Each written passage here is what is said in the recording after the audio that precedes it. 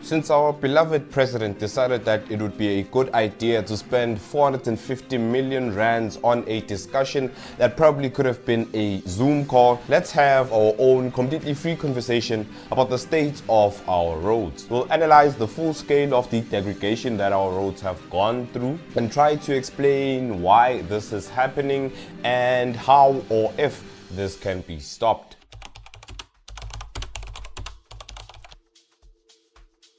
The establishment of the 1935 National Roads Act and National Roads Board meant that provincial and local authorities were no longer solely responsible for the maintenance and building of roads like they had been before 1935. This responsibility was given to the national government, although the maintenance and building of local and provincial roads, roads that were not as big as the national roads, were still the responsibility of the respective provincial and local municipalities and provinces, obviously. Now this is going to be a bit of a problem later on, like provincial and local authorities being responsible for maintaining their roads instead of all the roads in the country just being maintained by the main government. It's going to be a bit of a problem later on, but we'll get to that. For now, let's continue with our little history class that we have going on here. So yes, continuing with our little history lesson, moving to the 70s up to the 90s.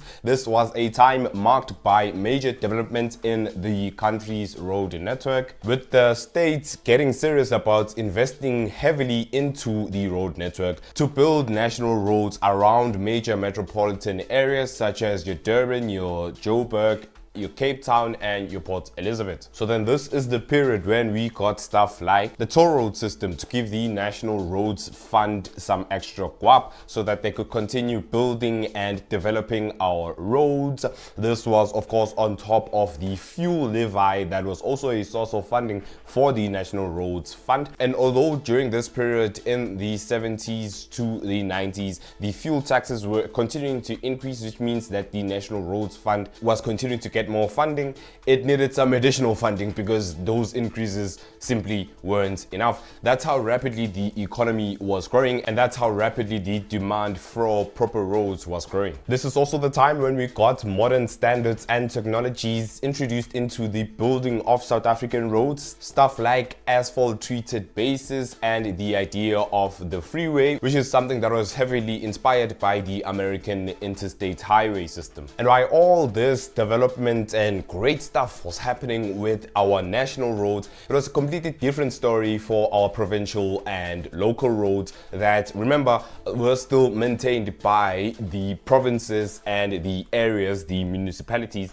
that they belong to. And like I talked about, the National Road Fund got a majority of its guap from big stuff like fuel taxes and the toll gate system that I was talking about. But when it came to the provincial and local roads, they were the responsibility of the provinces and the municipalities. They were the ones responsible for providing the funding to continue developing and maintaining the roads. And since we know how municipalities tend to be, I mean, look at the Sand and Water situation that's kind of happening right now.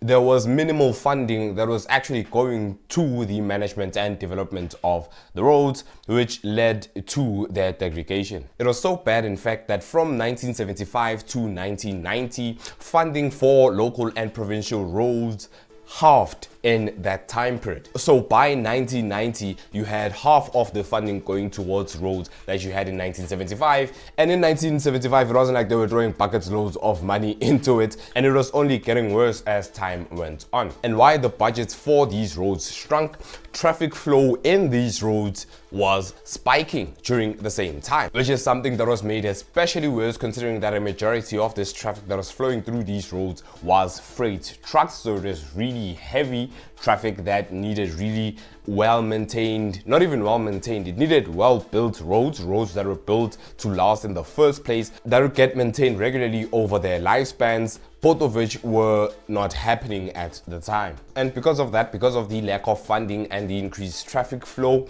roads suffered a lot of structural damage during that time, not only because they were not maintained, like I just said, but because they were just not built right in the first place. And yes, roads in and near major towns and cities were relatively well maintained, but to rural communities, to rural municipalities that weren't funded that well, the same could not be said, definitely. These roads were oftentimes kept as gravel roads just because of the simple fact that they were cheaper to maintain. That's how dire the funding situation was for these types of rural municipalities. Your Majesties, Your Royal Highnesses, distinguished guests. Freedom Day marks the birth of a non-racial democratic election in 1994. And during the 90s, when the new democratic government had taken over in 1994, safe to say that it would continue to get worse as time went on in the new South Africa. And yes, while the democratic government did establish SANRAL in 1998 to manage the big national roads, something that the National Road Fund was responsible for during that government. The management of local and provincial roads was still the responsibilities of those municipalities and those provinces. That still did not change. The big highways were receiving all of the funding, well maintained, nice, and then the smaller local provincial roads were just kind of disregarded and made the responsibility of the respective provinces. And obviously, like they had been doing in the past, these municipalities and provinces would continue to miserably fail at maintaining these roads.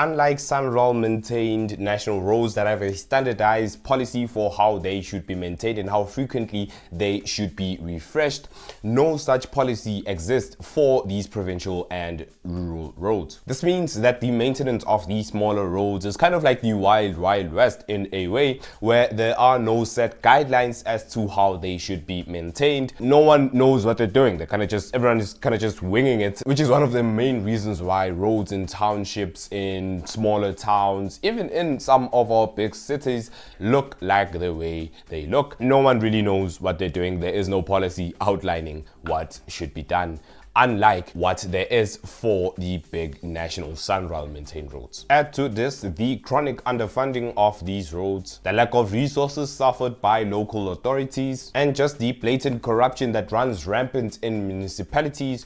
And this is the kind of situation you end up in. A situation where, according to business consulting firm Frost & Sullivan, 54% of our unpaved road network is in poor to very poor condition, and 30% of our paved road network is also in poor to very poor condition. A situation where there is a massive backlog of roads that needed to be maintained years ago, which is something that is made worse year on year, considering that funding for these roads continues to shrink. A situation where in just the Eastern Cape alone, there is a 23 billion rand, that's billion with a B, a 23 billion rand backlog of roads that needs to be fixed, a staggering number that will undoubtedly continue to rise as time goes by. A situation where the South African Institution of Civil Engineering released an infrastructure report revealing that a majority of South African districts and municipalities have scarce or incomplete information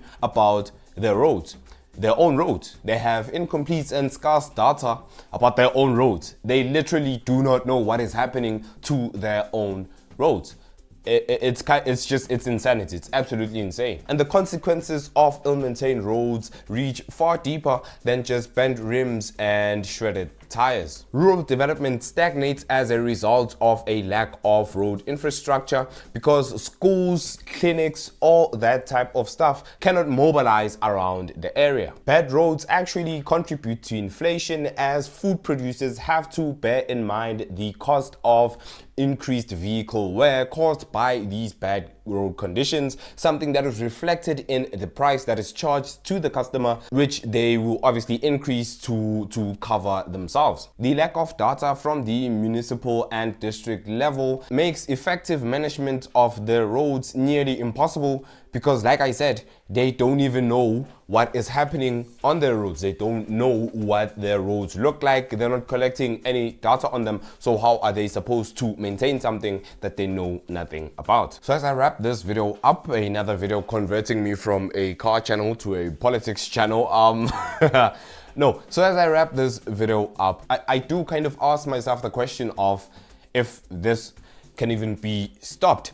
And looking at all of the causes that caused this entire situation and looking at the situation itself in its current form, I think that it is just a bit too systematic to be solvable as of right now. I mean, look at what is happening. Municipalities don't know what's happening on their own roads. Municipalities don't even have a guideline on how to maintain those roads. Funding that goes to municipalities also has to go to other aspects of the infrastructure, stuff like water, stuff like social development, all that type of stuff. And then you have to take that money as well and kind of try and shoehorn it into funds for road development. So there are a lot of systematic issues that I think stop this issue from being one that can be easily resolved. Of course, I am but a 20-year-old, so I don't really know much about this world as of right now. I'm kind of very naive. So I'd be very interested to hear what you guys think. Do you think this is something that is solvable? And if so, how would you go about solving it, given everything that I have presented to you in the video? Leave that comment down below. Thank you guys so much for watching the video. Thank you guys for the support on the channel lately, especially the last video I posted. It has just gone like absolutely viral. I think it's at like 70,000 views right now, which for like a small YouTuber is kind of insane. So yeah, I hope you guys enjoyed the video, and until the next one, goodbye.